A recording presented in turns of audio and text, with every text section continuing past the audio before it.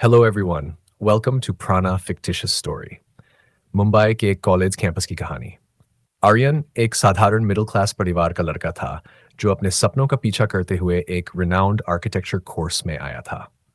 दूसरी तरफ विवान एक रिच फैमिली का कॉन्फिडेंट और चार्मिंग लड़का अपने फ्लैम्बॉयंट स्टाइल और एक्सेप्शनल इंटीरियर डिजाइन स्किल्स के लिए मशहूर था। दोनों की मुलाकात एक कॉलेज फेस्ट के दौरान हुई। आर्यन जो थोड़ा शाय था अपने मॉडल्स और डिजाइन्स में व्यस्त था जब विवान उसके पास आया और कैजुअली बोला, ये तुम्हारे डिजाइन्स हैं? इम्प्रेसिव।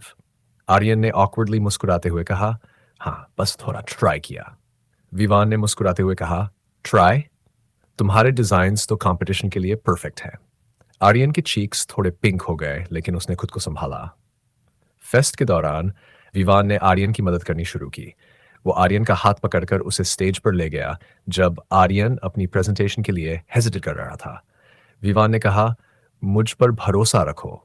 तुम्हें लगता है तुम ऑर्डिनरी हो लेकिन मैं तुम्हारी आंखों में एक्स्ट्रा ऑर्डिनरी देखता हूं। आर्यन का दिल धड़कने लगा। उस मोमेंट में उनका कनेक्शन शुरू हुआ, एक दोस्ती जो धीरे धीरे प्यार में बदल रही थी। एक रात दोनों कॉलेज लाइब्रेरी में स्टडी कर रहे थे।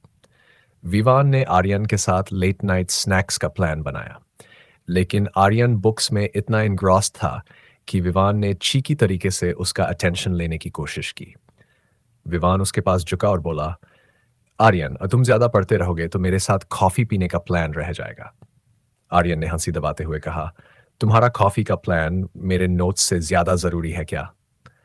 विवान ने फ्लर्ट करते हुए कहा, तुम हो और मेरे लिए तुमसे जरूरी कुछ नहीं।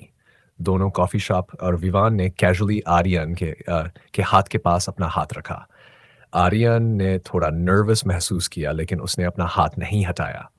उस रात के बाद दोनों की रात भर बातें होती रहीं। आर्यन सीक्रेटली विवान के जेस्चर्स और उसके केयरिंग नेचर पर फिदा हो रहा था। विवान के सपने उसे फ्रांस ले जाने वाले थे, एक टॉप इंटीरियर डिजाइनिंग स्कूल में। आर्यन चाहता था कि विवान अपने सपनों को फॉलो करे, लेकिन एक डर उसके दिल में था। क्या विवान जाने के बाद उसे भूल जाएगा? विवान ने आर्यन के सपनों का भी ख्याल रखा, लेकिन जब आर्यन के फाइनेंशियल स्ट्रगल्स का पता चला उसका दिल दुख गया। एक दिन विवान ने कहा, आर्यन अगर तुम साथ चलोगे तो हम दोनों एक दूसरे के सपने पूरे करेंगे। आर्यन ने मना कर दिया, मैं अपने सपनों के लिए तुम पर डिपेंड नहीं कर सकता, मुझे खुद कुछ करना है। विवान को हर्ट हुआ, लेकिन उसने आर्यन के डिसीजन का रिस्पेक्ट किया। उन्होंने अपनी दूरियां अपनी दोस्ती और जज्बात पर हावी नहीं होने दी। मुंबई का एक कॉलेज कैंपस। विवान फ्रांस जाने की तैयारी कर रहा था और आर्यन उसे सपोर्ट कर रहा था, लेकिन अंदर ही अंदर वह उदास था। एक रात विवान ने आर्यन को अपने फ्लैट पर डिनर के लिए इनवाइट किया। उस रात दोनों बालकनी में बैठे सितारे देख रहे थे।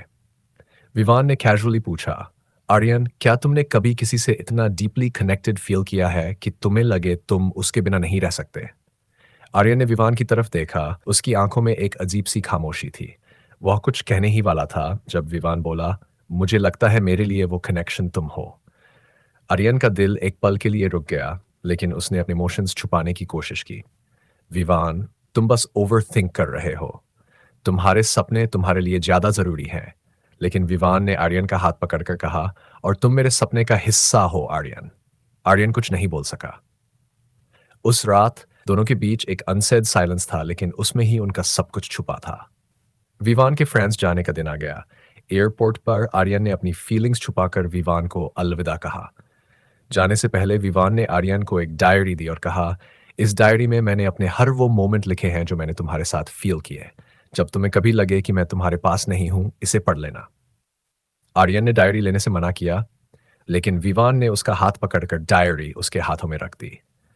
मुझे प्रॉमिस करो कि तुम मुझे भूलोगे नहीं, विवान ने कहा।